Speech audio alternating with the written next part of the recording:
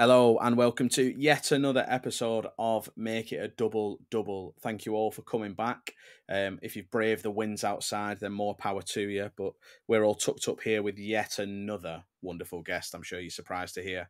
If you cast your minds back, we have already had one bird on the podcast, Sorare Canary. But this week, we've got another bird. We've got the Parrott Press himself. How are we, mate? I'm doing well, mate. How are you boys doing? You all good? Yeah, all good. We're pretending that this isn't take two, but we've just had issues and we've had to scrap the first 7 minutes of the podcast. So I'm being just as funny for the second time round, which I love. So we'll pretend we don't know, but let's open the Sorare saloon. Let's swing the doors open. What drinks have you brought for us this week? Well, tell you a little bit of backstory first. I'd love it because I'm completely in the dark here, so I'd love a bit of background. A few months ago, I went out with work, and basically, I'm not a massive drinker anyway, but I went out with work, and I was fine on the night. But when I got home, I had to call my missus. She had to come pick me up from the train station.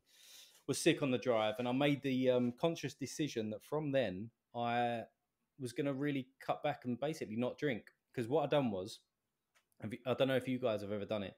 When you've had a hangover and then you Google what's happening to your body at the time of you having a hangover, and I Googled it, actually, I don't think that's a good idea for me. it was basically saying that my body was rejecting what I'd done to it the night before.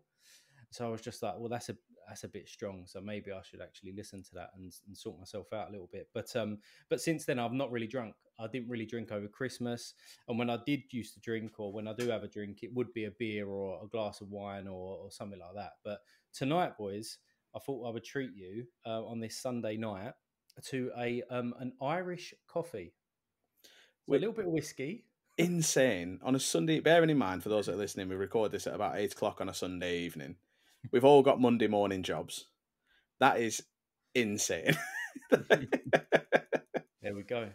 I respect it. I actually think this is worse than the tequila option. The tequila. I didn't think we'd get a worse Sunday evening drink than tequila, because I am adamant that whiskey is for the devil. I have obviously bottled a drink previously, which is the beetroot juice. I also continued to bottle that this week, mainly because I genuinely forgot. So I think I'm going to have to just randomly do that, and we'll pop it on YouTube, because there's no way I'm going to remember unless it's like randomly on a Tuesday. Marc's bottled a drink before, but as you've never bottled, you power through, mate. You're so good on a Sunday. You very rarely make mistakes. You're so rare. Darts players always play before we record. You always get the drink. So what whiskey have you got? Talk me through your Irish whiskey. Your Irish cream, sorry. Your Irish coffee. I don't even know what I'm talking about. I sometimes don't like doing this for you. So the first time ever, I think I've bottled it, because I can't stand whiskey. It's awful. And I can't believe I didn't think I'd tell this story once, never mind twice. But the first time I ever got drunk, I was 14, and it was whiskey, and I woke up in a puddle of my own piss. Ever since then, I've never drank it because I can't. The smell of it makes me gag. The thought of it makes me feel sick. So do you know what? So I'm gonna quickly back you for a second. I don't think that story's that embarrassing, considering you were 14. Yeah, if I did it like last week, it'd be a lot worse. 100%. If you'd have said I started drinking when I was 18, 19, and I woke up and I pissed myself, then fair enough. I'd have been on you for it. But I don't think 14. Fair play to you for drinking whiskey at that age. You know what I mean? It's quite impressive. My brother's 16, and my dad goes, one of my mates came as well, and he goes, "There's 4 cans of Carlsberg here for you. And once they're gone, that's it. You're not having any more," which is really responsible parenting when I'm 14. I love that. I love that. He knew there were a limit. There were pint tins as well, by the way. They weren't like the 441. This is why you are the way you are. Oh, yeah, this is why I'm a mess. And then later in the evening, I'd finished them. I'd gone upstairs to my room, and I don't know why I was on the floor. Well, I probably do know why I was on the floor. And I looked under my bed, a bottle of whiskey, and my dad had hid it under my bed so that no one found it to drink it. And you found it. I found it and then drank it. So that's rough. That well for him. Yeah, that is rough. That's a good story. Yeah, I'm enjoying the background. We're all getting very Simmons-esque in our description of things, aren't we? I can't wait to tell you about my Sorare darts player. This is going to be the first ever 2-hour podcast, boys. I'm telling you. I've got birth story. I've got parents' background. I've got all of it. Mark, how do you feel about an Irish whiskey? And why do I keep saying that? An Irish coffee. 2 hours because you're going into detail, or 2 hours because we keep having to go back and start recording again? Well, technically, those first 7 minutes don't count, mate. So, well, I'm going to be the podcast savior this week, and I've actually gone the full hog for the Irish. Okay, I'm making up for Aaron's mishap. There we go. Week. We're all making up for Aaron constantly. Yeah, so I got so I actually had to Google how to make one, but I thought I'd do it properly. So I've got got a glass of black coffee, some Maker's Mark whiskey, got my brown sugar, and I've even whipped up my own double cream to go on top. That's have you mixed it all together already? Yeah, well, what happened to the cream? Yeah. Well, got the cream here. I haven't put the cream on yet because I thought, I was just about to put the cream on when the last recording fucked up. So I thought I'd save the cream. Nice. That is nice. I don't even know if it's... I like how he's doing it for the camera, but the coffee's below the camera, so all we can see... So we can see the cream falling in, and we can... Yeah, it's nice to leave a bit to the imagination, isn't it? There you go, boys. I don't even see that. Oh, now it just looks mouldy. That's curdled. It doesn't look very good. So, what about soft drink for me then, Parrott? What have you brought for me? Well, considering we're on the backstories tonight, I'm going to give you a little one on this as well. So, a couple of weeks ago, went out for a meal with a friend, and we went to one of those meat places, like a Bodéan's, but like a rip-off. But like a rip-off of it, yeah. I know what you're saying. Yeah, and on there, you normally get the cans, don't you? You get the like the Brooklyn lagers or whatever they are, and I'm trying to cut back on the alcohol, as I said. So I was looking at the soft drinks, and there was a drink there that I haven't had since I was about 12, and it's a cream soda. So I thought I'd treat you on a Sunday night to a cream soda if you've manned up and got one in. Well, one, I never thought I'd be told that getting a cream soda in was me manning up. Two, I thought I'd take a page out of Marc's book this week because, as we know, obviously having known Marc quite well now, he's a bougie bastard. So I thought, let me splash out. What is the cream soda equivalent of like a roast duck leg on a Wednesday? What can I do to really step this up a level? So I've got Tesco's own brand, no added sugar cream soda that cost me 55p. So I didn't expect it to be like. I thought step it up. I was expecting something really big then when you said. Were you actually? Yeah. More for you, mate. More for you. But I'll make up for the sarcasm. Yeah, I like that. Good. Nice. I've not had a cream soda for probably similar amount of time since I was about 12. Yeah. It's tasty, isn't it? It's a decent drink, It is a decent drink. Yeah. I don't think I've ever had a cream soda in my life. Missing out, mate. I actually think I'm gonna have to go get a 50p cream soda now, aren't I? So, honestly, mate, little pink and cream stripe. It looks beautiful. I think I'm all for it. To, what is it? Is it in America or probably in this country as well, right? But you put a couple of scoops of vanilla ice cream on the top as well. Yeah, an ice cream float. There you go. Yeah. Yep. Never had absolutely, one. But finally, cheers, boys. Cheers, it's boys. taken us a few times to get here, but my cream on mine's like melted a little bit now. It looks good. Yeah, that's good. That looks miles better than when you put it in. I did put in way too much whiskey though, so it's quite difficult to drink. But wait, you put in an outrageously large measure of an alcoholic drink? I refuse to believe that. Yeah, it's always that glass as well. Yeah, that glass. It's always like filled up halfway through with whatever we've got that week. It's insane behaviour. But now that we're finally in it, Parrott, let's very briefly, like we always seem to do, talk Sorare and talk about your journey. So how did you find Sorare? How have you got to the point where you are now? And how did the Parrott Press come about? All right. So can't remember. This podcast, by the way, it's just all backstory. Right. Okay, so now I want your Sorare backstory, then I want Parrott Press backstory. We're just going to do backstories this week. All right. So Sorare. I used to play a lot of FIFA. So I didn't create content on it or anything like that. I was just a weekend leaguer, just fucking grafting through it rather. Ultimate Team.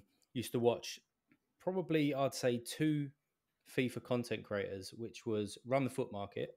Yeah, good. Pretty much watched him like every day, or his video every day. Catched his stream every now and again, and Nep as well, the Penfez. Interesting. So not as good of a choice, but we'll move on. Well, he always released content at 6 p.m. and that's when normally I was like doing the dinner and stuff like that. So I'd always catch up with what's going on.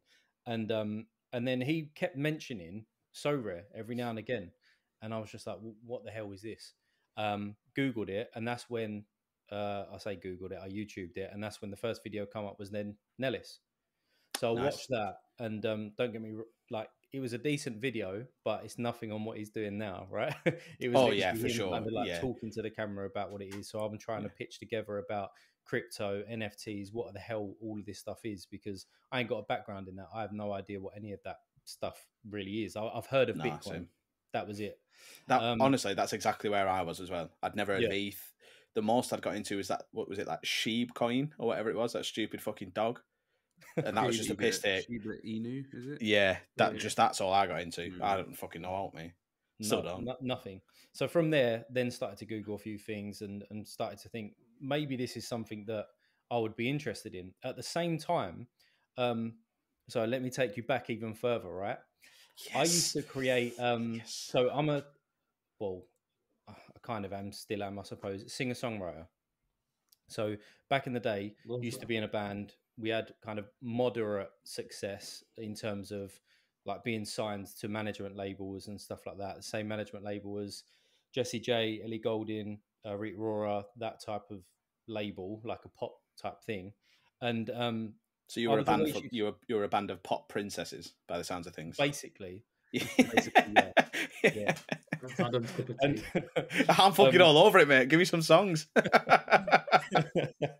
And so we used to make videos, obviously going out there in terms of doing covers and putting it out there on YouTube. So it's kind of always been something that I've been relatively interested in terms of creating content, but not from obviously a sports side. But I've always been a massive fan of football, used to play at quite a decent standard when I was younger, etc. And then once the band naturally sort of ended, after going on The Voice, by the way, went on The Voice, so that might keep it in there. Yeah. Obviously didn't get anyone to turn for me, so sweet. But there's a backstory on that, but I won't go into that because we're talking about Sorare, right? So I've always enjoyed creating content. So at the same time of then discovering Sorare, I started to create FPL content. And again, very, very amateur. It was just like literally on the phone and just see what would happen. Started to do that process, really enjoyed it, but then realized that the market there's so many people doing it, right? Yeah. And FPL, it was good, but every single week you're doing the same thing.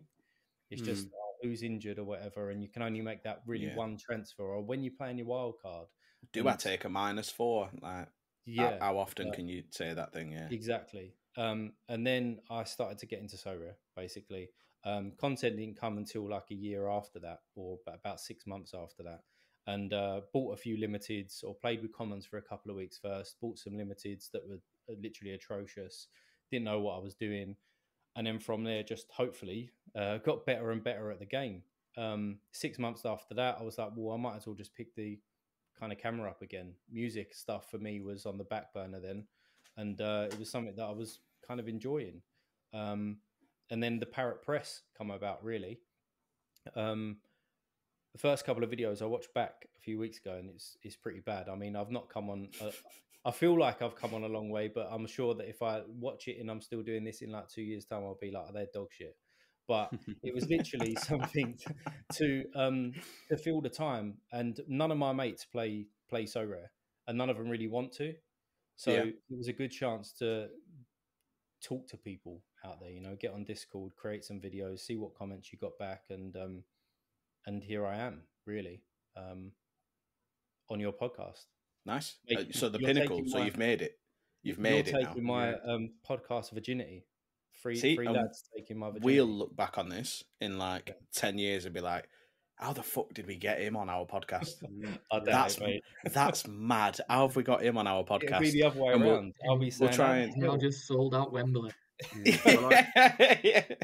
Well, I heard your song you posted during the international break about Sorare and DMPs and people losing their mind. And all I'll say is, if I was a judge on The Voice, I would have turned for you, mate. Cheers, mate. Thank you. I wouldn't even need to be a judge on The Voice to turn for you, mate. Do you know what I mean? Like it's just one of them, innit? Okay, that's a funny little joke there. We'll leave that one there before I get cancelled. Do you know what? Actually, I can't get cancelled. You two can get cancelled for that. I can't get cancelled for that. As a hashtag member of the community, I can't get cancelled for that. So, do you know what? Actually, saying that, I made a joke to Haber this week that was like a bit on the risky side, and I was like, do you know what? I feel like I could get away with it. I got away with it. So we'll hopefully speak to him about that. Because everyone listening now is going to think what the hell the joke was. Well, so he'd said it was something. Speaking of FIFA, actually, it was about the FIFA Team of the Year, because obviously it's the first time they've done a men's Team of the Year and a women's Team of the Year. And Haber had tweeted, "I'm more excited for the women's than the men's." And I said, "There's no way on earth you've ever said you're more excited about women than men before." And he said, "How can you say that? Like, how dare you attack my gayness when you're a massive Swiftie?" Which I thought absolutely fair. And then just explain that I get off the bus one stop before he does. So we're all in this together. You know, is what it is, isn't it? What was your band's name when you? Good question. Ryan and the Rumours. It was called Ryan and the Rumours. Like it. Rumours, as in like Rumour Has It by Adele, or like people that you like live in a room with. Rumours like Adele. Yeah. Okay, good. What I didn't actually want that name, but did you go on The Voice as like a group, or did you go on just on your own? No, I went on my own. And this is what I mean. We kind of was signed and we was doing okay, but this was before like Instagram and stuff like that, or it was so it's a lot harder to get out there. It was really hard, and I mean, 30 years before that, you know, you're sending your tapes in to record labels hoping that they listen. I mean, yes, it moved on from then, but you need to know the right people, you need to be in the right circles, all that type of stuff. Whereas kind of now, and that's when YouTube was becoming like bigger and bigger. Yeah. But now you've got so many different ways that you can get out there. You know, obviously from TikTok, Instagram, you can do live videos. I mean, when we first, I think we only had like a Facebook page, and then when Twitter come out, and we had to jump on that, and they had something called TwitCam, and the quality of it was like terrible. It was basically live streaming. Because then they changed it all to Periscope, didn't they? Yeah, and that was that wasn't great either. No, but now, you know, I think you've got the tools to reach people, but then you're competing against so many people at the same time, because content is what it is. Yeah. You know what I mean? Do you ever think about getting back into it? Because like I'm just thinking like the amount of like music that I've picked up through TikTok is insane. I mean, I write a lot. I write with artists and things. I mean, that's gone on the back burner again in the last year because kids and just busyness of what's been going on. You know, I've changed jobs now, so it's, you know, I'm full on kind of day in and day out. So hopefully in a couple of months I can get back to writing with artists and do that. I feel I'm a bit too old for it, mate, to be like really honest. No such thing. I mean, I'm 33, and I feel as though you've just got to be like in your early 20s or late teens and just appeal to that sort of market. And maybe that's just me being a bit, I don't know, lazy, as if to say, oh, don't get back out there and don't do it. But I don't know. I think I've just got other priorities now.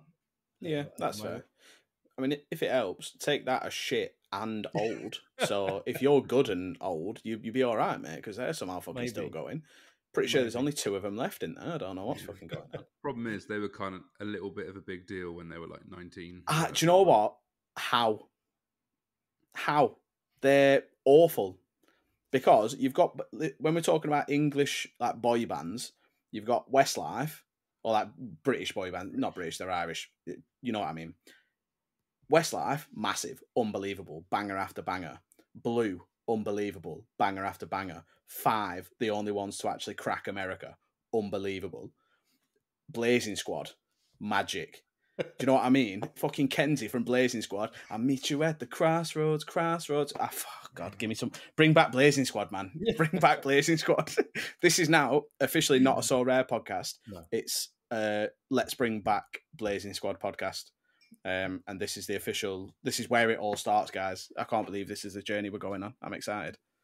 If you need a stepping stone, why don't we get you to record an intro for the podcast and sing it, and we'll just do it, and then we'll just have it every single episode, then it go out and be your voice every time. And the good thing about that, there's no pressure whatsoever. No. Amazing. No one listens. It seems like we've, that's what I was going to say. No, it seems like we've flip reversed this episode a number of times. Oh, already. that's a Blazing Squad reference. Amazing.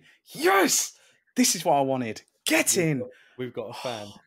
Mark, you have made up for the roast duck. This is the best thing you've done on podcast so far, mate. Well done. I think what we should do, but as a podcast, we should write a little tune about Sorare, and we should get Parrott to sing it for us. I like that. 100%. Yeah, I'm absolutely on board with that. One thing I want to know. We're saying this like we've got permission already. I don't think. Yeah, 100%. We'll campaign it for Christmas #1. Easy. Easy. I think we've got it, you know. We'll get you to do a live performance at Sorare Sevens. It's going to be class. It's going to be. I can see it already. If you three create a little dance, like as backing dance. 100%. I'll be a backup dancer all day. I can give you a good wap wow. You know, like this. You can do what? I'm not doing it again. What? No, go on. We definitely need it one more time. You can't just drop that out of nowhere and then not repeat it. Come on. Wap wow. Are you in Greece? Did you go to Rydell High? What is that? I'm just so baffled at what's just happened. What? I just want to know what music you're listening to where the backing singers are going, wap wow. Like, what is going on? Oh, shit. The funniest thing about all of this is that we've actually got someone on the pod that can sing, and me and you are the ones that are fucking something out. Yeah, I don't think anybody that's listening will be surprised to know that I've tried to make it about me. I think they're used to it by now. But I tell you what, now that we know where the band name, we know the band name, where did Parrott Press come from? So Parrott is actually my surname. Okay. Yeah, and I've always. That's a lot less exciting, isn't it? Really. Yeah, I've always been called Parrott. Like when I was a kid and things like that. Like at school, it was always Parrott. Yeah, etc. I was always surname. And then I was thinking, like what would this sort of logo look like very early, sort of like branding or whatever. And I was like, well, Parrott, and I can just whack a parrot up there. That'll do, job done. And then the press actually come from almost like a newspaper type thing. So I was going to report on what was going on with Sorare and potentially interviewing people, and that's never really developed at the moment. And that just stuck. A bit of alliteration there, isn't it? Double P and whatnot. Love a bit of alliteration. And it worked. So I have thought about changing it though to just Sorare Parrot or something like that. But I just interesting. Yeah, I don't know. I feel like the Parrott Press is more unique though, because I feel like you'd be joining the list of Sorare animals, wouldn't you? Because like we said, we've got Sorare Canary. We've already had Sorare Monkey on here. Then we'd have Sorare Parrot. I like Parrott Press. I like it. Free range chicken. Free range chicken. Fucking free range chicken. He never reached out, did he? Never reached out. The free range chicken is still a mystery. Still a mystery. That is sad, isn't it? You know, I hope he's doing well. I hope he's all right. I hope he's still with us. That'd be a sad end to the story, wouldn't it? If we just found out that they passed away. Fucking hell.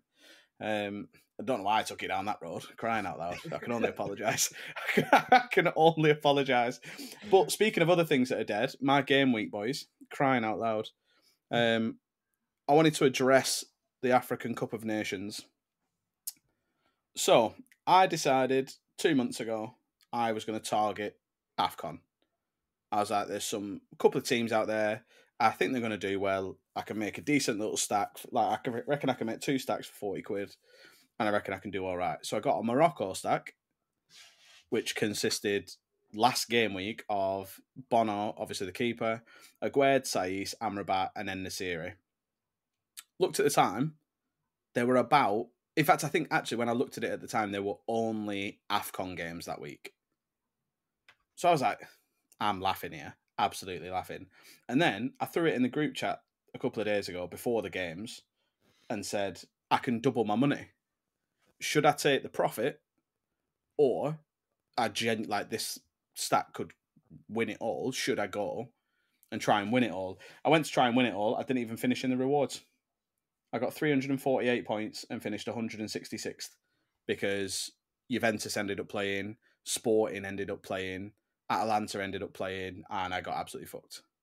I don't think it helps because there were so few games. The rewards were so low. You had to get like top 80 or something, didn't you? Or something for a reward, and that's in limited. So so there it were hardly was anyone that could get a reward. It was 127th got a tier 5 in All Star, because that's the problem. Because I've got Bono and Roman Saiz, who were obviously in Saudi. That was the only place that I could put him, whereas the other 3 could have gone in Champ Europe. But it is what it is. But what I wanted to know from you boys, when you...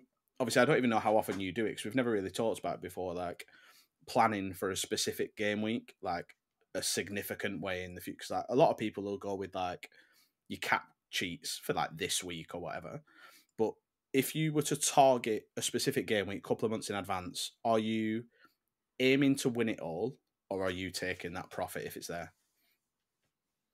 Personally, for me, I'm profit over rewards because I barely ever win rewards, so at least I can win based off selling cards for profit. I've kind of done that with MLS this time and just invested months and months in advance, and I'm already deciding that I'm just going to run a lineup and risk it. But that's like 8 months of utility rather than just a game week, so I'm hoping I can make a lot of it back. But, I struggle to sell at the right point, and I always buy at the wrong point, which I think is a really good characteristic to have on Sorare. I think that temptation to, as you exactly what you just done, you kind of giving yourself 2 options. So you're buying it knowing that week's coming, or that there's only a certain amount of teams that are playing. You could take the profit, but you are thinking, that carrot's dangling in front of you, isn't it? It's just like, oh well, I have got a good chance here. The fixture's great. I've got some decent players. Why not just do it? And then, that's kind of what happens. I mean, I don't really plan too far in advance. It's something that I need to start doing. I mean, I might plan maybe 2 weeks, 2 to 3 weeks, but I know that some people do a couple of months. And the first time that I'd done it was actually just before Christmas with some Turkish boys, and who was it? Adana, was it Adana Demispor? Is that? Yeah. And so I've just recently got into Super Rare Cap 240. It's kind of my main priority, and I was looking around the Christmas period, and it was a kind of, yes, I want to get that threshold, but at the same time, there's not going to be many people playing over Christmas. And they were, and they had some really good fixtures. So I picked up 3 super rares. Belhanda, who literally as of 2 days ago has now transferred to Qatar, a Qatari club. So that was a nice point to. That's one of the few that are even worse than Saudi. Yeah, but get this. Fucking stinks. Yeah, but get this, right? So they are in severe financial difficulties. So Kevin Rodriguez was the other one that I picked up for 0.15, and he got released. So he hasn't got a club at the moment. And the third one that I picked up was Niang, their striker. And by it. Yeah. And Balotelli's out, isn't he? Balotelli's out, so Niang should have been starting, but they are releasing Niang as well. So he hasn't played for the last 3 weeks. So and I had the one of Belhanda, I had the one of Niang, and I was thinking, and there were new cards, and I was thinking, oh great, I've got like 10% on them straight away with Kevin Rodriguez. The guide won't give me the number 1, so I've got the number 2, and all 3 of them, well, they're fucked. So that's good. That is rough. And that is the first time that I've planned a few months in advance, thinking, oh, around Christmas, yes, I'm going to be entering 240, but I could nick a card there. There we go. That's so sad. I think you've made another big purchase with the rumours of Kieran Trippier going to Bayern Munich. Yeah. That's a good pickup, is that? Yeah. I saw it come out, and it wasn't even for what is it? Fabrizio, how do you say his name? Fabrizio Romano. Yeah. I've blocked him. I'm fucking sick of him. I know that's insignificant, but I'm sick of seeing him.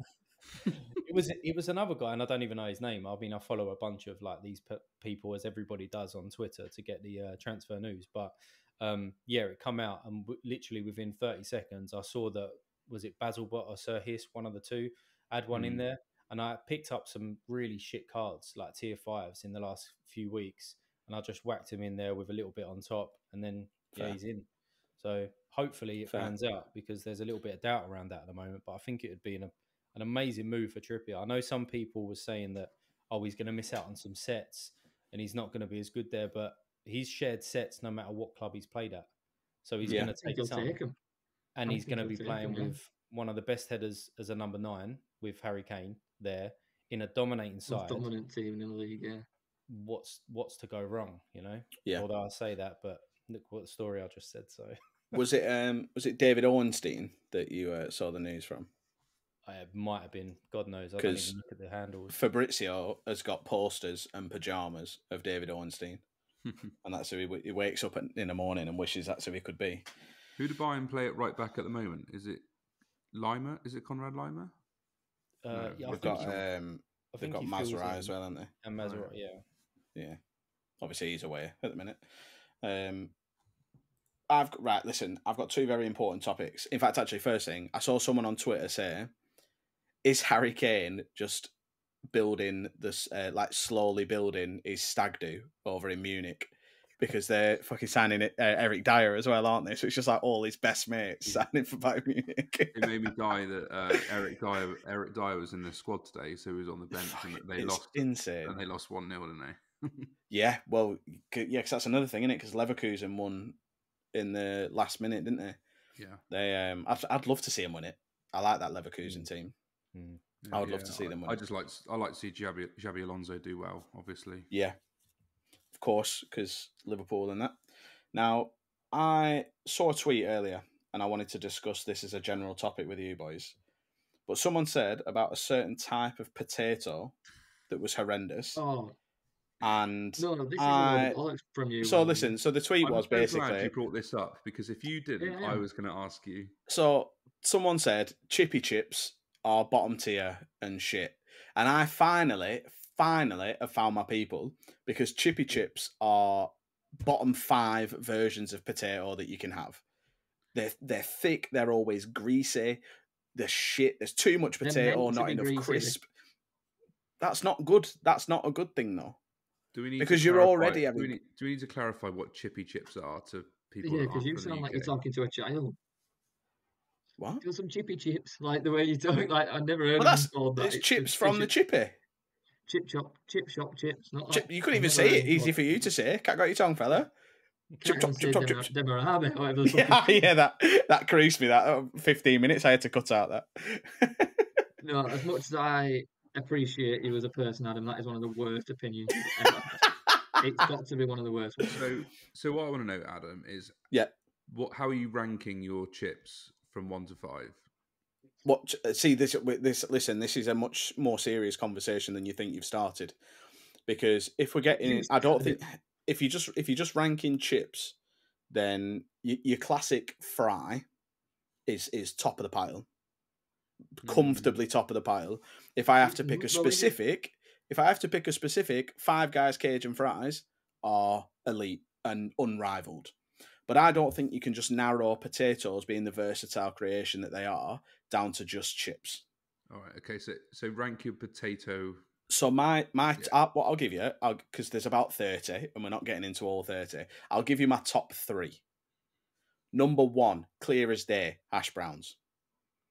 Unrivaled. I will not be taking any questions. I will not be taking any comments at this time.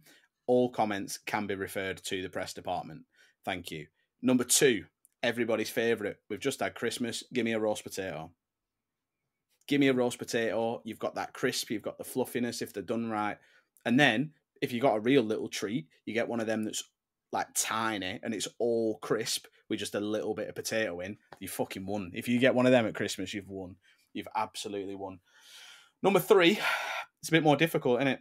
Because we're getting down to it now, and I'm going to be a bit going to be a bit rogue here, and this might be a mad thing to say. Give me Dauphinoise. Give me a Dauphinoise potato. There's an issue with this. Why? What you're stating there, you like Dauphinoise, but not for the potato. Why? Because you're liking the cheese sauce and the bechamel, or whatever it is, and all that. No, stuff, I think they complement the potatoes well, though, because then you've got the nice thinly sliced potato. So a thinly sliced potato is better than a chip when you've got nothing on it. That's not what we're talking about. We're talking about Dauphinoise potatoes. I like Dauphinoise potatoes. I'll throw down. Like if you want to set up like a celebrity boxing match between me and you, we'll get on a Misfits card. I'll come down about 8 weight classes, and we'll set it up. I'm going to agree with you that hash browns are elite, but they're also mixed with other stuff. So it's not just the potato you're enjoying. I think you're overlooking stuff. You're more involved in the mixture of a potato combined with other things, and this is why your opinion doesn't matter. I think when the potato is like the capybara of the food world and it's just friends with everybody, I think you've got to take that into account. I don't think you can just say potato has to be on its own when everybody loves potatoes. Even other foods love potatoes. Let them be friends. Also, people that are listening, Adam didn't explain the fact that he also doesn't think mashed potato is a good potato. Mashed potato shit. Oh no, mashed potato is shit. Come on, mate, there's a reason mashed potato shit. It's the same consistency as baby shit. Why does anybody want that? Have you eaten that? Not if you make it good. I'd rather have baby shit than fucking mashed potato. No, you've been given shit mash, mate. Listen, if I had to pick between mashed potato and a carrot and swede mash, give me a carrot and swede mash all day long. I've said it. What are you going to do? There's something wrong with you. I'm a maverick, mate. I like going out on my own. Do you know what I mean? I don't care. I'm not here to make friends. When I was thinking about, obviously, this podcast tonight and getting ready for it, I didn't think that we'd be talking about potatoes, but here we are. I think it's an important conversation. I don't think it's been talked about enough. I'll back it. I'm good with it. Talk to me then, Parrott. Give us your top 3. You're on the spot here as well. You are proper on the spot. I hadn't even been able to think about this, but I do like a hash brown. The hash brown is nice, beautiful. Don't forget about the onions, though. Don't forget about the onions. No, if we're going off your idea, then yeah, I agree with you. Hash browns are good. And I think a roast potato. I think number 1 and 2. I'm there with you, mate. 1 and 2. Yeah. I think they're up for promotion, aren't they? It's a title charge every year between them two. Yeah. And number 3. I mean, is it? Oh, this sounds controversial. Well, no. I know. I'm here for it. Is a what? A what? A chip or mashed potato, but are we classing a chip as a type of potato cuisine, if you know what I mean? Yeah, this is a thing, because I think you've got to break chips down even further, haven't you? Because you've got wedges, fries, your oven cut, your steak cut, your crinkle cut, your curly fries. We could go all day. Do you know what? I've put a lot of thought into this. I mean, what about smiley faces? I mean, smiley faces, big. Potato waffles, big. I was thinking potato waffles. Yeah, potato big. You're all overlooking the fact that crisps. Listen, so I was literally when Parrott said I was like, he's going to say are we classing is a crisper potato? Crisp. People sleep on crisps. Probably not uncomfortable, but you know what I mean. Yeah, a bit noisy. I love a crisp. Genuinely, I love a crisp. The fact you've just said that. So tonight we've done loads of stuff at home today. So we sat down and we always get a bag of sharing crisps and just put them in a bowl watching a film and that. Yes. And tonight we had them on arm chair, and as the missus got down, elbow hit it, full bowl of crisps went up in the air and landed on the sofa as she sat down, which meant she sat on them at the same time and crushed them into the sofa. When you see people sleep on crisps, we didn't sleep on them, but we did sit on them. It was honestly one of the worst experiences I've had in a long time. That's really sad. So long to sort it out, and we wasted so many crisps. Bugles, that's well. really sad. Barbecue bugles. I tell you what, I feel for you. They're tough to sit on them. You know, they're not. They're not enjoyable to sit on. It could have hurt. It could have hurt. It could. You don't want one sticking up, do you? No. Well, steady on, Marc. That's his wife. Could have been one. It could have been one of those days.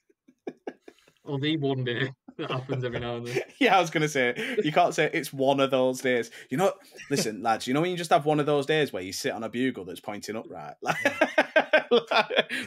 That's not an accessible metaphor that you've used there. I was going to say she's used to having a little prick near her ass. Whoa, that's outrageous. Aaron, I'd never ever talk about your missus like that. That's bang out of order. I think you're a beautiful I didn't say couple. anything negative about her. I think you. It's hard to react I think because you're a he's not beautiful wrong. couple. So it's just a correct statement in the end of the day, isn't it? Fucking hell, that's an outrageous thing to. Do you know what's ballsy, Mark? I respect it, mate. You put yourself out there. One thing I will quickly say on the topic before we get on to yours, actually, Mark. New potatoes and jacket potatoes can fuck off. Well, crispy jacket potatoes, okay. Nah. But potatoes, no, they're dog shit. Yeah, new potatoes. New potatoes are shit. Just do something. Do something. Just make a move. Cheese on is unbelievable. So you, oh yeah, whoa, hang on, hypocrite alert, hypocrite alert. If I can't have Dolphin Wars, why can you have a jacket potato with cheese and beans? Did I put it in my top 3? No. Exactly. Keep your mouth shut. But Mark, what are yours top 3? Oh, we're fucking scrapping, mate. Honestly, I'm going to scrap you immediately at Sorare 7s. Right.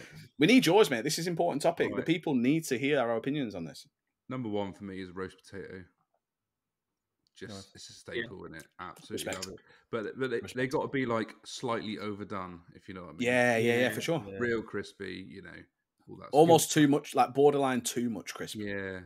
Absolutely. My number 2 is chips, but I like like a triple cooked chunky chip with a nice bit of steak. Beautiful. Oh yeah, with some salt on it. Nice bit of, I don't know, like gravy or something on top. Thick sea salt. Yeah. I'll accept it because I appreciate the triple cooked, but you're getting dangerously close to a chippy chip level of potato there. I don't think so. It's too much for me. So. As long as it's nice and fluffy, I'm on board. Yeah, and number 3 is a difficult one, but do you know what? I like a bird's eye potato waffle. Me. Listen, it's difficult. Yeah.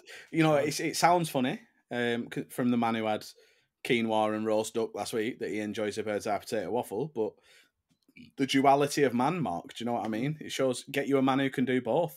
Absolutely. That's what I say. Yeah. So any girls who are out there listening, this man, he can have a beige tea and he can whip up a Michelin star. So get yourselves on board. Any applications to date, Mark, do have to come through me. Unfortunately, he's too big time to be dealing with it. Especially that amount of them, the amount that come through every day, Mark. The only reason you've not heard about any of them is they're just not up to scratch yet. Yeah, it's funny how the applications have taken a nosedive since we went onto YouTube. Honestly, joke's on you, mate. Through the roof. Oh, okay. Through the roof, mate. Guys, girls, all of them. Yeah. People want Mark Simmons. When Isla turned up during the quiz, mate, the amount of women that thought, look at this man, looks after his kid, just gives her an iPad and chucks her in bed so he can go and record with his mates. Yeah, absolute. That just does it for people, mate. It's the pinnacle of parenting, that is. Yeah, absolutely. I appreciate it anyway. I appreciate it. Do you know what I want to do, lads? What do you want to do? I want to play tenor ball. And I'm excited for this one because I've picked one. Name me the top 10 potatoes. Yeah. Name my top 10 versions of potato. So do you know what? It's funny because I spoke to someone at work about this the other day, and I asked them what their favourite type of potato was. You got to be careful with your wording. What do you talk about potatoes? Because she just went, oh, it's tough that Maris Piper, King Edwards. And I was like, oh, sorry, no. Like how you cook the potato. She's not wrong though. Like, Maris Piper are right up there, mate. So, Parrott, how often are you at home at 3:00 at midweek? Always. Always? Yeah. Are you aware of a little TV show called Tenable? I am. So I've created, very cleverly, as I'm sure you can see, Sorare Tenor Ball. Did you say a little TV show as well, by the way? Yeah, a little TV show. Bit harsh on Warwick, but carry on. Is he a TV show? No. Is he a little presenter? Yeah. You've called it a little TV show that's hosted by a dwarf, mate. I think that's Is he a little presenter? Yes, he is. That's a fact. You can't even be like, oh, that is a fact. He's a little TV presenter. You can't even come for me on that. I'm 5'6". I'm 5'6". We're practically the same size. Don't matter. So I've got a list of 10 clubs in front of me here, and you and Aaron are going to go one at a time. So you give me an answer, Az gives me an answer. You both got 2 lives. You keep going back and forth until one of you loses both lives. Okay. Then I've There's a got reason another I look round. like I've got depression, by the way, because I'm shit at this. Straight after that, I've got the Sorare question of the week, which Marc's going to do this week. Oh. And you're going to go back to back again, and we're going to see if you can take home a 2-0 win. Okay. So, your question this week is the top 10 clubs that have won the most Champions League trophies, including European Cup. So, including the Europa League. rebranding. So, no. So, before it was the Champions League, it was the right, European Cup, wasn't it? So, the Mhm. entire history of the pinnacle of European competition, who are the top 10 most successful clubs. It's a good So, question, that one. well, I figured we've been quite Premier League heavy, haven't we, so far? But we're an international game and an international podcast at this point, guys. So I figured we'd get a little bit more European. So, Parrott, I'll let you go first. Real Madrid. Obviously, number one, 14 European Cups. Man United. Man United are 1, 2, 3, 4, 5, 6, 7th with 3 European Cups. Wow, I thought they'd be higher. Barcelona. Barcelona are 5th with 5 European Cups. Do you want to say it, Mark? Liverpool. Liverpool are 3rd with 6 European titles. Yeah, we get it, Mark. You're a Liverpool fan. What was Man United? What number? Man United were number 7. So, With so 3. far, you've got 1, 3, 5, and 7. Okay, I'll go Ajax. Ajax are in between Man United and I think you've already said that Spanish team. They've got 4 European Cups. This is where I start throwing out names and losing lives. AC Milan. AC Milan number 2 with 7 European Cups. I'm going to go with Benfica. So, Benfica, you're not going to believe it, are number 11. So it's a risky one. What I will say is actually, do I give you that? Have they got the same as 10? Are they joint? Yeah, they're joint. So really? 9 and 10 have got the same. I'm basically going off UEFA.com. Oh, Yeah, so so 9 and 10 are by same, but then alphabetical 11 order. through. No, so 9 down. So 9, 10, 11, 12, and 13 have all won 2 European Cups. Well, yeah, we'll class it as a life not lost then, and just leave Yeah, it. Like, do it yeah. that way. Back to you then, Az. Porto. So Porto are in that group. They have also won 2 European titles. Still in the game. I will go Inter Milan. Inter Milan have won 3 European Cups and coming in number 8. Aaron, can I just say I'm really proud of you, mate. You're doing so well. Listen, mate, I can't believe I'm still here. I'm so proud of you. And now you've said that, when it's my go with a team that is a definite just guess at this point, you've really probably thrown me under the bus there. Bayern Munich? Yeah, number 4, 6 European Cups. Let's go to the next one. So you've now got. Yeah, go on. So you've got the top 8. So you've got the top 8. By the way, this isn't even a competition at this point. I just wanted to see the 10 off without losing a life. I'd take that all day. Well, technically, you've got the top 8 and 2 of the teams that are joint 9th and 10th. Let's see if you can get the teams that it's showing in 9th and 10th.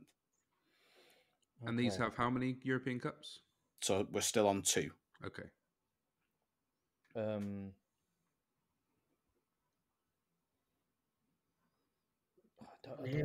don't know if they've done it twice. I will go with. Do you know when you think of a club and then you're trying to think of another one and the only one that comes back in is the one that you potentially don't want to say? So I'm just going to say it. I'll go with Nottingham Forest. Nottingham Forest are number 10 with 2 European Cups. That's what I was thinking. So Aaron, can you round out the top 10? We're both winners at this point, mate. Don't worry about it. You are both winners. I think I'm going to call this round a draw, to be honest. Neither of you have lost a life. You've got, 12 teams so far, I think? No, 11. and you only need one more. So, yeah, okay. I've got two Come teams on, in my Ez. head, and it might be neither of them. why don't you give me the two teams, and I'll tell you if it is one of them. I've got Atletico Madrid and Juventus. Interesting. So I was is it never either of actually them? going to. I was never actually going to tell you if it was either of them. I just wanted to know who they were. I just can't remember Atletico Madrid winning it, so I'm just going to go Juventus. Juventus are joint 10th, so they're another one one of in the- that group. Oh, Yeah. All right, I'll take So that though. I'll take that. I think it's only fair to call this round a draw because Yeah, you've good basically got all but one team that have won 2 European Cups, and you've got every other team in the top 10. Get in. So the only other team. Can I guess? Yeah, of course you can. Is You're it feeling Chelsea? left out Is there. it Chelsea? It is Chelsea, mate. Oh yeah. It is Chelsea. Good. Listen, lads, that's some really strong footballing knowledge. Let's see if you can keep it up with round 2, which I will say is significantly more difficult and could be over in maybe 3 guesses. Okay. So this one is Sorare related. We are somehow still a Sorare podcast. And what I want to know is the top 10 most selected players in 2023. Shit. Who's first? I've got in front of me the top 10. Oh, actually, do you know what? Tell a lie. The one I've screenshotted is just forwards. So it's even more difficult. I was just going to say, I think I've seen this on Twitter. Yep. So they tweeted it. It was on their Instagram. And I've got the top 10 most selected forwards in front of me. So this is across Number all one scarcities, surprises right? me if it's the one I'm thinking of. Yep, this is all scarcities. Actually, nope. It's got a little star at the bottom that says excluding common lineups. Is it? It's not just like the Premier League or anything. Nope. No, just all four. I was gonna pick the 10 most selected Bundesliga players, but I thought, why limit it to Europe? Let's go worldwide. Okay. You and two it's just brain boxes. Just forwards. Just forwards. Yep. This is So Marc, tough, this. you can go first. I feel like we got to take number of cards out there into consideration. Interesting. So, and how many? Bear in mind as well that this is just 2023. Yeah, that's fine. You've got like injuries and stuff as well, aren't you? Like, as in, if they weren't playing, they're not going to be used and stuff like that. So you've got to just think of players that have played all year. I'm going to say Kylian Mbappe.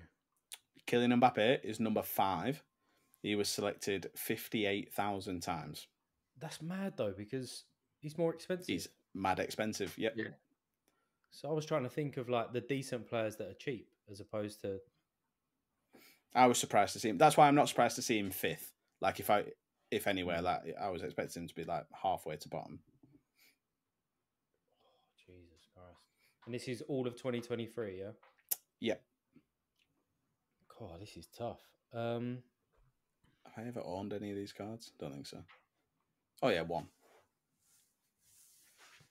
I've got two that I can For the sake of me, so he's on me, right? Yep. Yeah. So for the sake of me just sitting here trying to fucking rack my brain, I'll just say one that comes to mind. I'll go with Pantsil. Joseph Pantsil is number 9. He was Wow. selected 56,600 times last year. That's a great shout. Might be off to the MLS, by the way.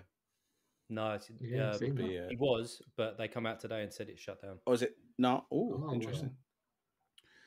I'm going to say a guy who I think smashed it for 20 last year, and it's Cherney.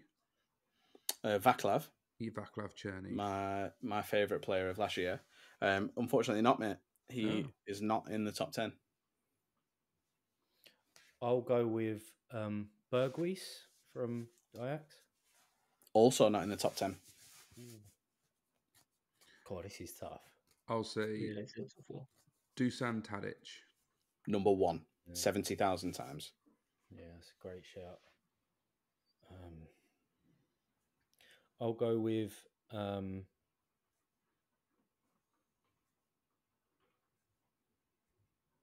do I go big with him? I'll go with Messi. Messi's not in the top 10, unfortunately. Yeah, So, Marc, to seal a podcast win for the first time on Tenable, it's only been 1 episode. 2 actually, hasn't it? Can you confirm the win? I'm going to try and confirm the win with one of my own boys and say Mohamed Salah. It looks like we're into sudden death, boys. Mohamed Salah is not in the top 10. Has Marc not got 2 right now, though? Let's be. Oh yeah, wait. No, Smart went first, didn't he? Yeah. Yeah. Okay. Yeah. So Marc has 1. Okay, that's fine. But you said, you had 2. You could have done it with one of your own boys, because from what I remember, is Cody Gakpo not in it? Cody Gakpo's in the Premier League one. Oh, no, he's not. He's not in the most selected one of 2023. Is Cucho Hernandez in there? Hernandez isn't. There are 3 MLS players. Your 3 MLS forwards are Jesus Ferreira, Carlos Vela, and Brandon Vasquez. Okay. But to run you through the top 10, Dusan Tadic, Vinicius Jr., Antoine Griezmann, Jesus Ferreira, Kylian Mbappe, Rodrigo, Carlos Vela, Moussa Diaby, Joseph Pancil, and Brandon Vasquez. They were your top 10 most selected forwards in Sorare for 2023. I feel like I should have got Griezmann.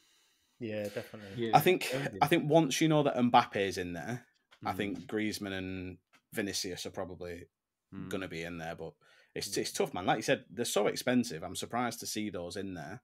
It just shows how many managers have got wonderful galleries out there, which I think's interesting. Prices come down.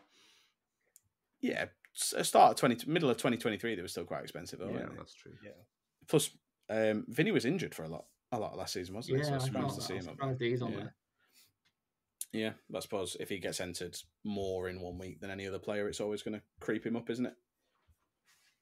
True. Shall we get straight into it? Shall we quiz to quiz? Should we go back to back? Let's go back to back.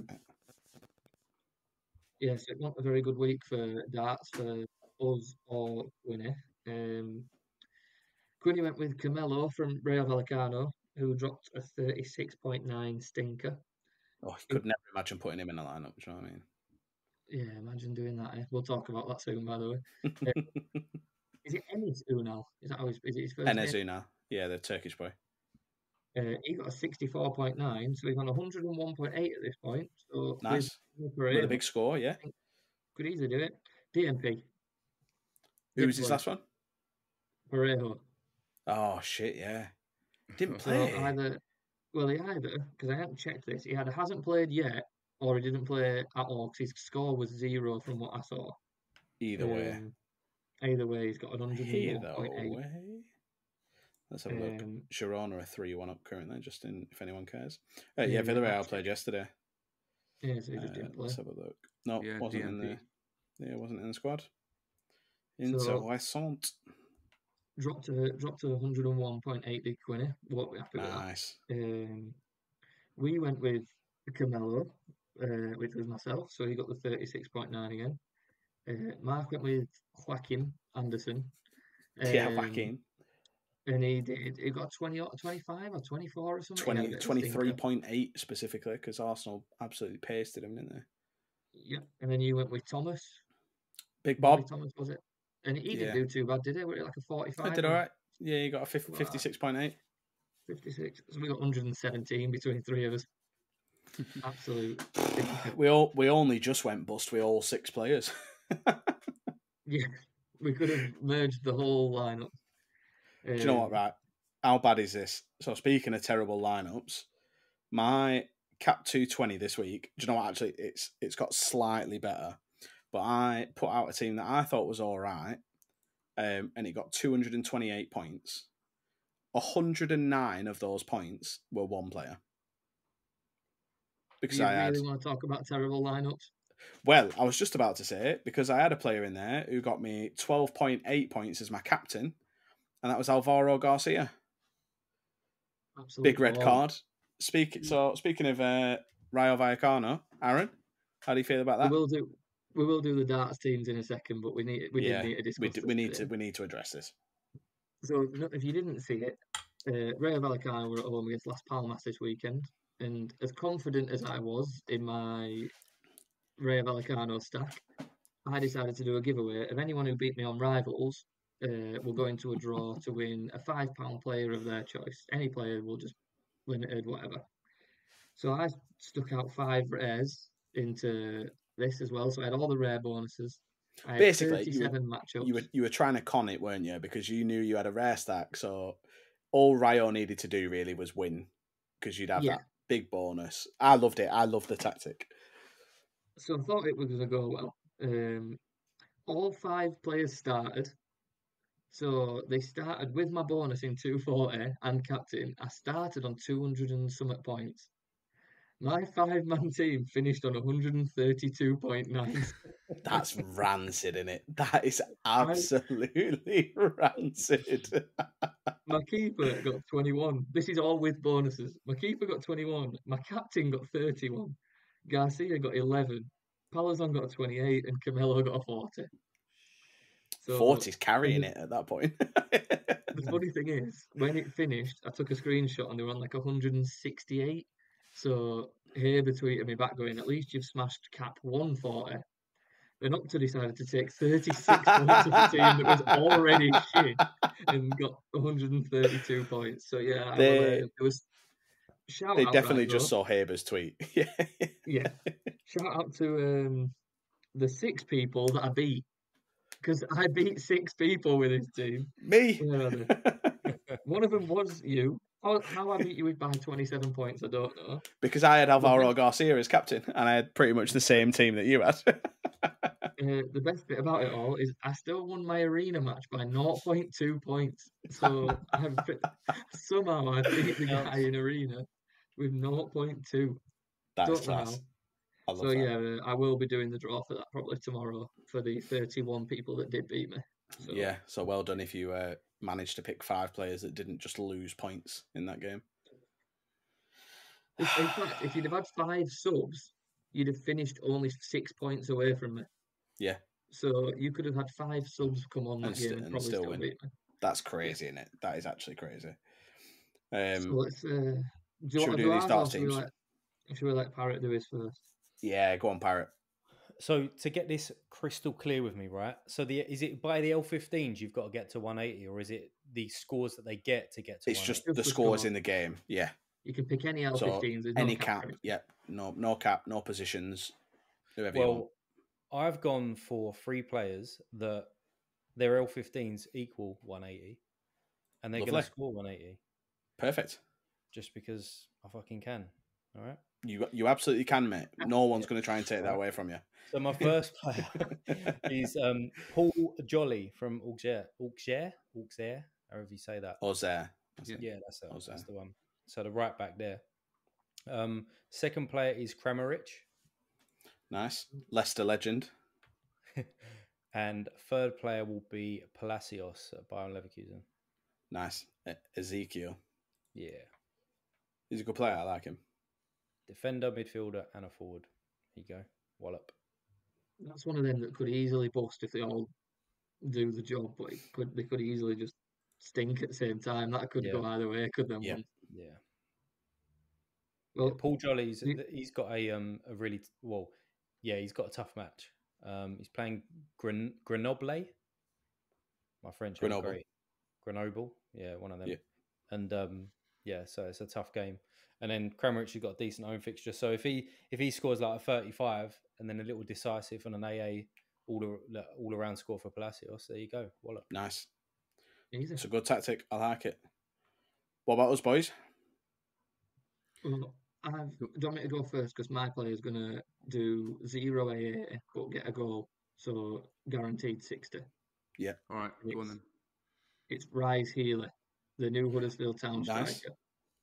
Rise. Away at QPR. It is Rise, isn't it? RHYS. It's Reese. It's not fucking Reese. It's Reese. How are you spelling Reese? RHYS. That's how you spell Reese. Well, there's different ways. REECE. Nah, I don't like that way. No, RHYS is how I would spell Reese. Like if you said write down the name Reese, that's how I'd write it down. Yeah, definitely spell it a way that doesn't look like it sounds that way. That's a good idea. That. But anyway, Healy's going to get a goal, but his AA is shit, so we're going to be dead on 60. Nice, I love that. I'm going for a goalkeeper. I don't usually pick goalkeepers, and I don't think I've ever been more confident that a goalkeeper is going to keep a clean sheet and probably not have. It's FA Cup weekend, mate. It can't be Trafford. and not have any saves to make. So I'm picking Alex Ramiro at Real Sociedad because they're at home to Rayo Vallecano. You're a dick.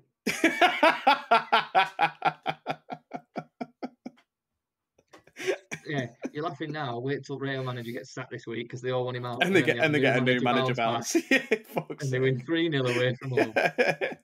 I'd say I'd be buzzing because I've got Garcia, but he's fucking suspended, so it don't matter. Yeah. Only one game, it was 2 yellows. Okay, that's not too bad. Go on, Mark, round us off.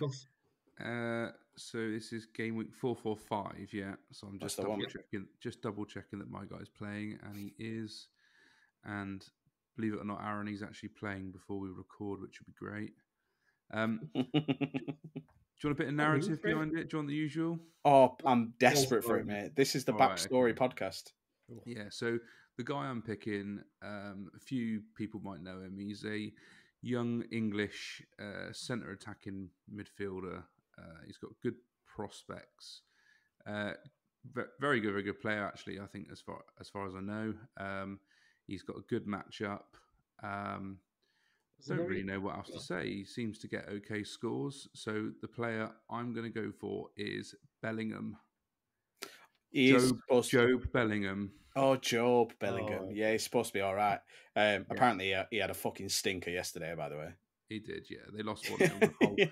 But next weekend, Sunderland are at home to Stoke. And he seems to get generally, I don't know, between about 50 to 55. So nice. Good. Rounded it off nicely. That's enough Sorare talk, innit? That's enough Sorare chat. I've got a big question for you. We've almost too much. Almost too much, if anything. So I'm going to bring it back to something that couldn't be less related to Sorare, and it's something we very briefly talked about after recording last week. I want to talk about celebrity lookalikes. Okay, now. I want to know if you've got a celebrity lookalike, or if you've been told you've got a celebrity lookalike, but you don't necessarily buy into it. Go on, I'll start. Go on then. Love that. Right. So I've been told, and I'm putting it out there, I don't think I look anything like this bloke. Oh, I'm so excited. I've been told Daniel Craig. Daniel Craig? Yeah. Yeah. Parrott, I promise, mate, this isn't me. I'm not trying to be rude. Oh. Not where I thought you were going. Right. Not where I thought you were going. I see it. You've kind of got like the same shaped head. What? Fat, I'll give you massive. I don't know. Have you got a fat head? It don't look. It don't look like a fat head from here. Yeah, I don't know. But yeah, I've been told Daniel Craig. So there you go. Take that, mate, all day long. Yeah. Nice. And but I tell you, I do think I look a little bit like. And I mean, he's a celebrity because he plays football. But there was a left back that played for Derby. Was it Jay something? Oh, I'm gonna have to try and search it. Jay. Move on. I'll find him. Speaking of left backs, you've got a bit of Matt Target about you. Matt Target, yeah. That's just on the spot, first glance, looking now. Yeah, maybe. You mentioned left back. You've got a bit of Matt Target about you. Maybe. I'll give you that much. Mark, what about you? So I used to, and actually a funny story.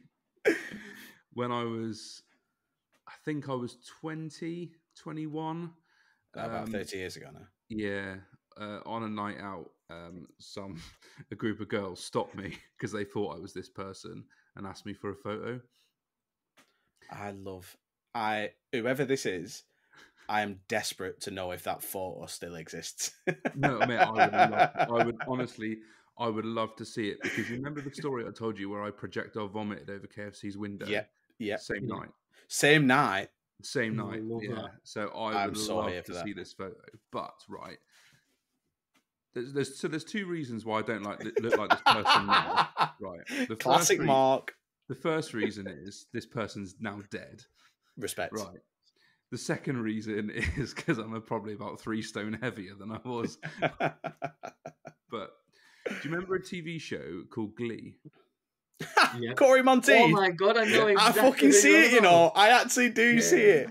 Yeah, so I actually do see it. boys, I'll dig out a picture of me when I was like 20, 21, and I'll send it in our group chat. And good. I look like the guy from Glee.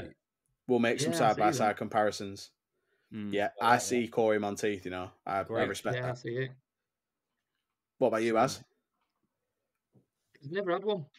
You've never had, no one's ever told you look like someone? No. I mean, the hat's not helping, but my hair is absolutely vile right now, so I don't fancy taking it off. Well, I'll repeat the one that I told you last week that you took great offence to. And I mean this, one of my favourite childhood characters. It could be He-Man, because obviously you're built like He-Man. But it's actually Beaker from the Muppets. So if anyone just wants a quick Google of what Beaker looks like, feel free. I thought you was going to say, have you seen that guy? Have you seen that guy Bevo who like swallows food? Oh god, that's me done. That's my last episode on here. You can get fucked. I thought you was going to say it. I chew my food. Bevo is a great shout. With the curtains as well. Like the curtains as well. I'm shaving my head. I'm getting rid of my teeth. I'm done. I'm never coming back here again.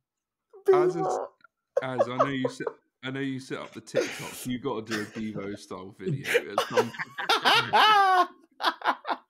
Just swallowing just something as big as I can. I am absolutely on board for a Bevo style impression. I would love that. I would absolutely love that. We all know yours, Adam, don't we? Bevo's a great show. I mean, mine's quite obvious, and I think it's a good lookalike. I think we've both fluctuated in weight. We've both had beards and not had beards. We've both had long hair and not had long hair. And I did once tweet him to see if he needed a body double for any of his work. Mine's Jonah Hill. Yeah, Jonah Hill of Superbad fame, Wolf of Wall Street fame, of course. I remember when I was in America, I had one of the families we were staying with. The dad came down in the morning. We were all having breakfast, and he went, "I want to tell you something, but I don't want you to be offended." And I was like, "Yeah, go for it." It's like, there's just a celebrity that I can't get out of my head, and I really think you look like. And I was 19 at this time, and I was like, "Is it Jonah Hill?" And he was like, "Yeah, how did you know?"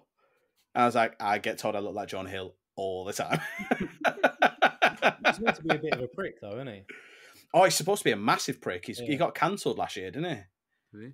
Oh. Yeah, he got cancelled. It was one of those divisive topics. He was very weird with his at the time girlfriend about what she was posting on Instagram and stuff like that, and he was just being a prick.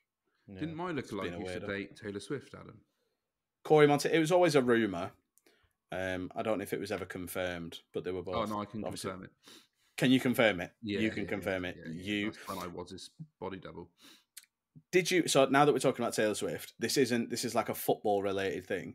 Did you ever see? Do you remember Sean St. Ledger? Yeah. Have we ever talked about this before? So he went and played. So he left Preston to go and play for Orlando City. Right. And went to see her in concert and met her backstage. Asked for a picture, got a picture, and then that picture got leaked, and people said that Sean St. Ledger was dating Taylor Swift, and she apparently had no idea who he was. And have you ever listened to Under the Cosh, the Chris Brown and John Parkin podcast? No. Belter, by the way. Give that, if you ever need it, if you want to catch up on a podcast, give that a listen. So if you type Sean St. Ledger into Google, the first thing that comes up is Sean St. Ledger, Taylor Swift. Yeah, this is what I'm saying. And he said because they addressed it, obviously, because it's such a funny story. They addressed it, and he was like, "No, she's no idea who I am.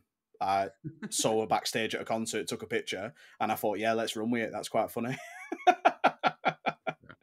And that has stuck with me forever. Oh, Weston McKennie just got an assist. Does that mean I'm going to win my matchup for that? I found that bloke's name. Yeah? His name's Jay McEverley. Oh, he used to play for Burnley.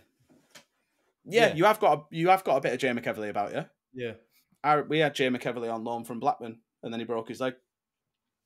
Yeah, I remember If you had Jamie a ginger Cleverley. beard, if you had a ginger beard, I could see a bit of Johnny Bairstow, but I think you'd need the beard. Oh, I could see a bit of Johnny Bairstow, you know. Yeah, Johnny Bairstow. You need I the beard, respect mate. that. Yeah, you would need the beard, but same shaped head. That's what it is, isn't it? As Yeah. You also need to be an overrated wicket keeper as well. ooh, Slide Is this our way of getting people to go onto the YouTube? what, so that they can have a look? Yeah. Because to be honest, this is obviously going to go out on the podcast, and a lot of this is lost on you people. So if you are only listening on the podcast and not YouTube, get yourselves over to the Make It a Double YouTube. Get us pushed up to 100 subs, by the way. We've only been going a couple of weeks on the old YouTube, but we're closing in on 100 subs, and maybe we'll do a 100 sub giveaway. Maybe. Now. Depends how generous I'm feeling. We'll see. Well, I've got to do one anyway, so we may as well do another.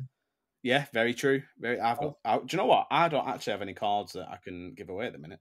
I'll tell you. I mean, I'll whack a tweet out after this as well. And if you can get to 100 by what's today, Sunday, get to 100. What are you on? 90. Get to 100 by Wednesday, and I'll give you a card that's like, I don't know, about 10 or 15 quid or whatever. Love that. What a great giveaway. What a man. I never knew Parrots were known for their generosity. It's very kind. No.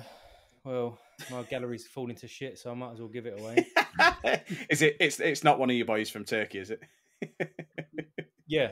They'd be worth about a tenner at this point. Yeah, someone can have them. Well, boys, anything else you want to talk about? No, but I've loved the chat today. Learning about Parrot's music. And being on The Voice and stuff. That's been good fun. I wonder if you can dig out that video. I might go and see if there's a video of it somewhere. Did you end up on TV? Name, mate. It's under a different name, isn't it? Oh, is it? Of course it is. Yeah. I don't think Parrott Press Voice is going to come up with a fucking hey, listen, video of him. If I do a bit of digging, I might see if I can find that video. We'll see. Okay. We'll see. The only thing well, two things that I'll leave you on, boys.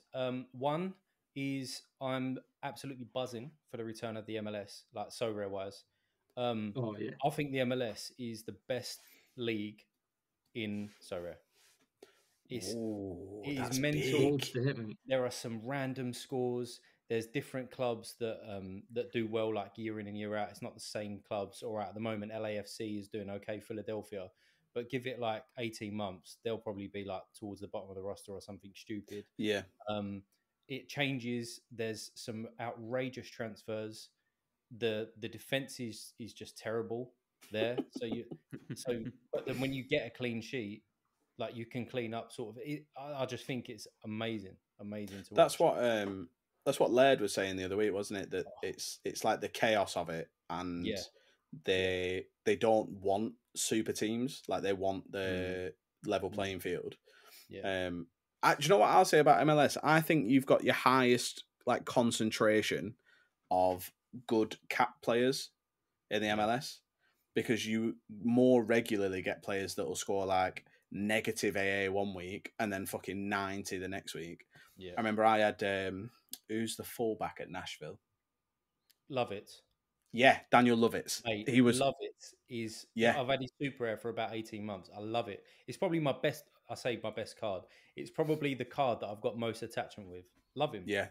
I used to have his limited because we're not all big dogs. I used to love him. Like, genuinely, you'd look one week, he'd have given away a penalty and scored 3 own goals. You look the week after, he's got fucking 2 hat-tricks. Like, the guy's a freak. It's the perfect cap player.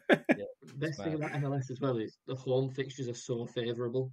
I don't know what it is about it. I don't know if it's travel because they're so far away and all that stuff. The home fixtures, the scores are nuts compared to any sort of away score. It's like, I think it's so funny because it's one of those leagues. It's probably the only league you've got to check for like weather reports because there could be a hurricane that weekend.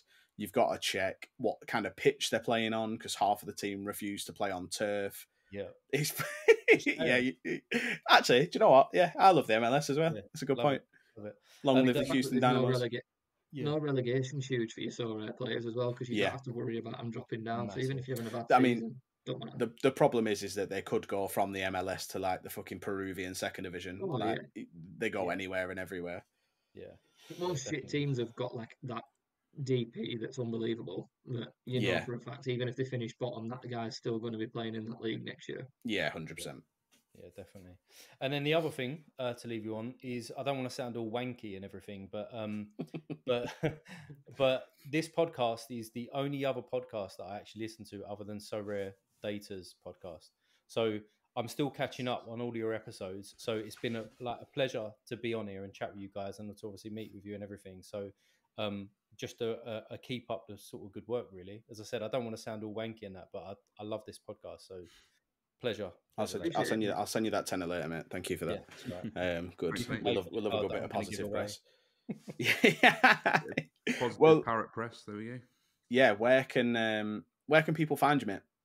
At the Parrott Press on Twitter and YouTube as well under the same name. So nice. I've been a little bit shit on content probably the last month. I put a video out yesterday or the day before, but again, it's because of just work commitments and stuff. But hopefully starting to upload at least once a week and the odd stream here and there. So yeah, you can find me over there. I need to get better at putting people's links in the YouTube description. So you'll be the first this week, mate. Appreciate so people can go and find you. But if that's everything from you boys, I've got Love Island to go and watch. So I'm going to go and do that. Didn't think my opinion could get any worse. Right. Well, I'll speak to you all in a week's time then. Cheers, boys. Thanks, Parrott. Thanks for coming, Parrott. Cheers, boys. Bye, everyone. Cheers, lads.